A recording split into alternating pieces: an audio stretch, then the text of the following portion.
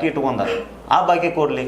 ಈ ಬಿಡದಿ ಒಳಗೆ ಏನೀಗ ಒಂದು ಟೌನ್ಶಿಪ್ ಅಂತೇಳಿ ಅಭಿವೃದ್ಧಿ ಮಾಡಕ್ಕೆ ಹೊಂಟಾರು, 20,000 ಕೋಟಿ ಖರ್ಚು ಮಾಡಿ ಅದನ್ನು ಕೈ ಬಿಟ್ಟು ಅದರೊಳಗಿಂದ 10,000 ಕೋಟಿ ಈ KPTC ಎಲ್ಲ ಇದೇನು ಹೆಸ್ಕಾಂ ಇವೇನದಾವು ಎಲ್ಲ ನಿಗಮಗಳನ್ನ ಈ ಸರ್ಕಾರಿ ಸಂಸ್ಥೆಗಳನ್ನ ಬಲಪಡಿಸಲಿ. ಮತ್ತು ಏನು ಜನ ಇದು ನೌಕರರ ಸಮಸ್ಯೆ ಐತಿ, ಅದನ್ನು ಇವ್ರನ್ನೆಲ್ಲ ತುಂಬಿಕೊಳ್ಳಿ, ನೌಕರರನ್ನ ತುಂಬಿಕೊಂಡು ಅದನ್ನು ಬಲಪಡಿಸ್ಕ್ಯಾರ ಅದನ್ನು ಕೊಡುವಂಥ ಕೆಲಸ ಮಾಡಿ. ಅದನ್ನು ಖಾಸಗೀಕರಣ ಸರ್ಕಾರಕ್ಕನ ಅದನ್ನು ನಿಯಂತ್ರಣ ಮಾಡೋಕ್ಕಾಗವಲ್ತು, ಇನ್ನು ಖಾಸಗಿಯವ್ರು ಹೆಂಗೆ ಜನರ ಹಿತಾಸಕ್ತಿ ಕಾಪಾಡೋಕ್ಕೆ ಸಾಧ್ಯ ಅದ ಅನ್ನುವಂಥ ಆತಂಕ ನಮ್ಮಲ್ಲಿ. ಅಂದರೆ ಖಾಸಗಿಯವ್ರು ತಾವು ಲಾಭ ಮಾಡ್ಕೊಳ್ತಾರೆ, ನಿಮಗೇನು ಮಾಡೋದಿಲ್ಲ, ನಿಮ್ಗೆ ಕೊಡು ಫ್ರೀ ಕೊಡು ವಿದ್ಯುತ್ತೂ ನಿಮ್ಗೆ ಕಟ್ ಮಾಡ್ತಾರೆ ಅನ್ನೋ ಭಯ ಅದ ನಿಮಗೆ. ಖಂಡಿತ ಸರ್, ಖಂಡಿತ. ಯಾಕಂತಂದ್ರೆ ಅವ್ರು ಬರೋದು ಈ ಸಾರ್ವಜನಿಕ ವಲಯಗಳನ್ನು ಸರ್ಕಾರ ನಿಯಂತ್ರಣ ಮಾಡಬೇಕು. ಎದಕ್ಕಾಗಿ ಅಂತಂದ್ರೆ ಸಾರ್ವಜನಿಕರ ಹಿತಾಸಕ್ತಿ ಕಾಪಾಡೋ ಸಂಬಂಧ. ಆದ್ರೆ ಇವೇನು ಕಂಪನಿಗಳು ಏನು ಬರಾಕತ್ತಾವು, ಇವು ತಮ್ಮ ಒಂದು ಲಾಭದ ಉದ್ದೇಶ ಇಟ್ಕೊಂಡು ಬರುವು, ಇವ್ರ ಹಣ ಗಳಿಕೆ ಉದ್ದೇಶ ಇಟ್ಕೊಂಡು ಬರ್ತಾರೋ. ಸ್ವತಂತ್ರವಾದ ಮೀಡಿಯಾಗೆ ಬೇಕಾಗಿರುವುದು ಸ್ವತಂತ್ರ ಧ್ವನಿ. ಆ ಸ್ವತಂತ್ರ ಧ್ವನಿ ಉಳಿಸಲು ನೀವು ಮಾಡಬೇಕಾದದ್ದು ಇಷ್ಟೇ. ಅದೇನಪ್ಪಾ ಅಂತಂತಂದ್ರೆ ನಿಮ್ಮ ಕೈಲಾದಷ್ಟು ಸಹಾಯ ಈ ಚಾನಲ್ಗೆ ಮಾಡಿ ಹಾಗೂ ನಿಮ್ಮ ಧ್ವನಿಯನ್ನು ಕಾಪಾಡಿಕೊಳ್ಳಿ. ಅದು ಇರ್ಲಾರ್ದನ ಈಗೇನ ಮೀಟರ್ಗಳು ಕುಂತಾವು, ಮೀಟರ್ಗಳು ಅದಾವು, ಇವು ಪೋಸ್ಟ್ ಪೇಯ್ಡ್ ಮೀಟರ್ಗಳು ಅದಾವಲ್ಲ ಈಗಾಗಲೇ. ಇದನ್ನು ಪ್ರಿಪೇರ್ಡ್ ಮಾಡಿರಂದ್ರೆ ಈಗ ಎಲ್ಲಿ ಒಂದು ಚಿಪ್ ಅಂತ ಹೇಳ್ತಾರೆ ಅವರು, ಸ್ಮಾರ್ಟ್ ಮೀಟರ್ ಕುಣ್ಸಾಕತ್ತಾರ. ಅವಕ್ಕೆ ರಿಚಾರ್ಜ್ ಮಾಡಿದಾಗ ಈಗ ಹೆಂಗೆ ನಾವು ಯಾವ ರೀತಿ TV ನೋಡತ್ತೀವೋ, ಮೊಬೈಲ್ ಉಪಯೋಗ ಮಾಡಕತ್ತೀವಿ, ಆ ರೀತಿ ಆಯ್ತು ಅಂತಂದ್ರೆ ನಾಳೆ ಒಂದು ನೀರು ಹಾಸ್ತಾ ಇರ್ತೀವಿ ಅಥವಾ ತೋಟದ ಮನೆಗಳೊಳಗೆ ಇರ್ತೀವಿ. ಇದು ತೋಟದ ಮನೆ ಆಯಿತು, ನೀರು ಹಾಸೋದು ಅಷ್ಟ ಅಂತಲ್ರಿ ಸರ್. ಇದು ಪ್ರತಿಯೊಬ್ಬ ನಾಡಿನ ಪ್ರತಿಯೊಬ್ಬ ಜನಕ್ಕೂ ಯಾರು ವಿದ್ಯುತ್ತನ್ನು ಇವರು ಉಪಯೋಗ ಮಾಡಕತ್ತಾರ, ಮೀಟರ್ ಕುಣಿಸ್ಕೊಂಡಾರ, ಪ್ರತಿಯೊಬ್ಬಗೂ ಇದರ ಪರಿಣಾಮ ಬೀರೋದನ್ನ. ಅದಕ್ಕೆ ಇದನ್ನು ಜನ ಮೊದಲು ಸ್ಪಷ್ಟವಾಗಿ ತಿಳ್ಕೊಬೇಕಾಗೈತಿ. ಈಗ ಜನಕ್ಕೆ ತಿಳಿಸಿ ಹೇಳುವ ಕೆಲಸ ನೀವು ಮಾಡಾಕಿದ್ದೀರೇನ್ರಿ ಇಲ್ಲಿವರೆಗೆ? ಖಂಡಿತ ಸರ್, ನಾವು ಮಾಡಕತ್ತೀವಿ. ಯಾಕಂತಂದ್ರೆ ಈಗಾಗಲೇ ನಾವು ಜನಕ್ಕೆ ತಿಳಿಸಿ ಹೇಳುವಂಥ ಕೆಲಸನೂ ಮಾಡಕತ್ತೀವಿ.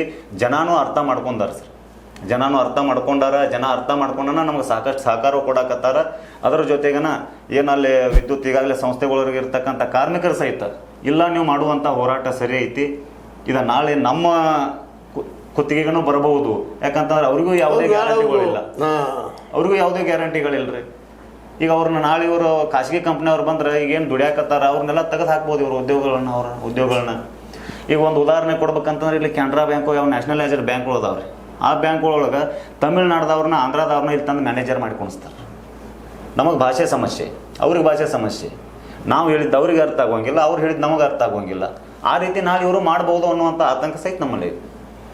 ಆದರೆ ಒಟ್ಟಾರೆಯಾಗಿ ಖಾಸಗಿಗಳ ತಪ್ಪಷ್ಟೆಲ್ಲ ಅಪರಾಧಿದ, ಇದು ಬೇಡ ಅನ್ನೋ ಸ್ಪಷ್ಟ ಅಭಿಪ್ರಾಯ ನೀವು ಸರ್ಕಾರಕ್ಕೆ ತಿಳಿಸ್ತಾ ಇದ್ರಿ. ಹೌದ್ರಿ ಸರ್, ಖಂಡಿತ. ಒಂದು ವೇಳೆ ಮಾಡಿದರೆ ಅವರು ನಾಳೆ ವಿದ್ಯುತ್ ಖಾಸಗೀಕರಣ ಆಯಿತು, ಮತ್ತು ಈಗ ಖಾಸಗೀಕರಣ ಸಾಕಷ್ಟು ಮಾಡಿದ್ದಾರೆ ಈ ದೇಶದೊಳಗೆ, ಓಪನ್ ಮಾರ್ಕೆಟು ಮಾಡಿದ್ದಾರೆ. ಒಂದು ವೇಳೆ ನಿಮ್ಮ ಮಾತನ್ನು ಮೀರಿ ಅವ್ರು ಖಾಸಗೀಕರಣ ಮಾಡಿದಾರಪ್ಪ ಅಂತಂದ್ರೆ ವಿದ್ಯುತ್ತನ್ನು ನೀವೇನು ಮಾಡ್ತಾಯಿದ್ರಿ? ಆಳದಾಗ ಏನು ಮಾಡೋರು ನೀವು? ಸರ್, ಇಡೀ ರಾಜ್ಯದ ಜನ ಎಲ್ಲ ಒಕ್ಕಟ್ಟಾಗಿ, ರೈತರು, ದೀನರು, ದಲಿತರು, ಎಲ್ಲ ಕನ್ನಡ ಪರ ಸಂಘಟನೆಗಳು, ವಿದ್ಯಾರ್ಥಿ ಸಂಘಟನೆಗಳು ಎಲ್ಲರೂ ಸೇರ್ಕೊಂಡು ಏನು ನಮ್ಮ ರಾಜ್ಯದೊಳಗೆ ಇರ್ತಕ್ಕಂಥ ಎಲ್ಲ ರಾಷ್ಟ್ರೀಯ ಹೆದ್ದಾರಿಗಳನ್ನು ಬಂದ್ ಮಾಡಿ ನಾವು ಅಲ್ಲೇ ಧರಣಿ ಕುಂತು ಬಿಡ್ತೀವಿ. ಯಾವ ರೀತಿ ಅಂತಂದ್ರೆ ಗುರ್ಲಾಪುರ ಮಾದರಿ ಒಳಗೆ ಒಂದನೇ ಹೋರಾಟ ಎಲ್ಲ. ಈಗ ರೈತರು ಒಕ್ಕಟ್ಟಾಗ್ಯಾರ, ರೈತರು ಈಗ ಜಾಗೃತರಾಗ್ಯಾರ. ಯಾವ ರೀತಿ ಹೆಂಗೆ ಜಾಗೃತ ಆಗ್ಯಾರ ಅಂತೇಳಿ ನಾವು ಯಾವ ರೀತಿ ಹೇಳ್ಬೇಕಾಗಿತ್ತು ಅಂತಂದ್ರೆ, ಗುರ್ಲಾಪುರದೊಳಗೆ ಏನೋ ಒಂದು ಕಬ್ಬಿನ ಹೋರಾಟ ನಡೀತು. ಅವಾಗ ರೈತರಿಗೆ ಒಂದು ತಿಳುವಳಿಕೆ ಬಂತು, ಹೌದು ರೈತ ಸಂಘ ಇದೆಲ್ಲ ಮಾಡಾಕತ್ತಿದ್ದ ರೈತರ ಸಂಬಂಧನ, ನಾವು ಒಕ್ಕಟ್ಟಾದ್ರೆ ನಾವು ನ್ಯಾಯ ಪಡ್ಕೊಳ್ತೀವಿ ಅನ್ನುವಂತಹ ಒಂದೇನು ಅವ್ರ ಭಾವನೆಯಿಂದ ಎಲ್ಲರೂ ಬಂದರು. ಅಲ್ಲಿ ಒಂದು ಗೆಲುವು ಸಿಕ್ತು. ಯಾರು ನಮ್ಮ ರಾಜ್ಯ ಗೌರವಾಧ್ಯಕ್ಷರಾದಂಥ ಪರಮ ಪೂಜ್ಯ ಶಶಿಕಾಂತ್ ಗುರೂಜಿ ಅವರು, ರಾಜ್ಯಾಧ್ಯಕ್ಷರಾದಂಥ ಚುನಾಪನ ಪೂಜಾರಿ ಅವರ ನೇತೃತ್ವದೊಳಗೆ ಏನಲ್ಲಿ ಗುರ್ಲಾಪುರ ಹೋರಾಟ ಮಾಡಿದೀವಲ್ಲ, ಅವಾಗಿಂದ್ರ ಎಲ್ಲ ನಮ್ಮ ರೈತರು ಹೊಂದಾಣಿಕೆ ಆಗ್ಯಾರ, ಒಕ್ಕಟ್ಟಾಗಿ ನಾವು ಹೋರಾಟ ಕೇಳಿದ್ರೆ ಆಗ್ತೈತಿ ಅನ್ನುವಂಥ ಮನಸ್ಥಿತಿ ಒಳಗೆ ಮನೋಭಾವದಿಂದ ಅವರು ಬಂದಾರ. ಅದಕ್ಕೆ ನಾವು ಇಡೀ ನಾಡಿನ ಎಲ್ಲ ರೈತರು ಸೇರ್ಕೊಂಡು ರಾಜ್ಯದೊಳಗೆ ಇರ್ತಕ್ಕಂಥ ಎಲ್ಲ ರಾಷ್ಟ್ರೀಯ ಹೆದ್ದಾರಿಗಳನ್ನು ಬಂದ್ ಮಾಡಿ ಆ ವಿದ್ಯುತ್ ಏನು ಅವ್ರ ಖಾಸಗೀಕರಣಕ್ಕೆ ಪರವಾನಗಿ ಕೊಟ್ಟದನ್ನು ವಾಪಸ್ ತಗೊಳ್ಳೋವರೆಗೂ ನಾವು ಹೇಳೋದಿಲ್ಲ ಅನ್ನುವಂಥ ಮಾತನ್ನು ಹೇಳ್ತೀವಿ.